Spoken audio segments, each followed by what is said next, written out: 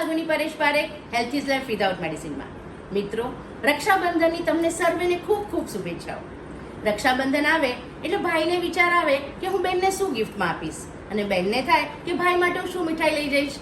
તો આ વખતે હું તમને એક મારો સૂચકો આપું છું કે બહેનો જો ભાઈ માટે રીઝનેબલ અને સિઝનલ ફળ લઈ જાય, ફળની ટોકરી લઈ જાય, તો ભાઈની તંદુરસ્તી હંમેશા જળવાઈ રહે.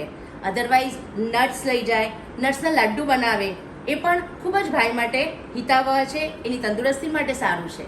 તેમજ ભાઈ વિચારતો હોય કે બહેનને શું ગિફ્ટ આપું, તો બહેનના કોઈ પણ તંદુરસ્તીને લગતું, જેમ કે સ્પાનું પેકેજ છે, મસાજનું પેકેજ છે, જો એવું કોઈ કહીને આપે કે કોઈ કુદરતી રમણીય જગ્યા પર 2 દિવસ જવાનું રાખે અને ત્યાં આગળ પણ એમનું સ્વાસ્થ્ય જાળવીએ, તો પછી ખૂબ જ મજા આવી જાય. ભાઈનો અને બહેનનો પ્રેમ હંમેશા ખૂબ જ સુંદર રહ્યો છે અને આનાથી વધુ સુંદર થશે.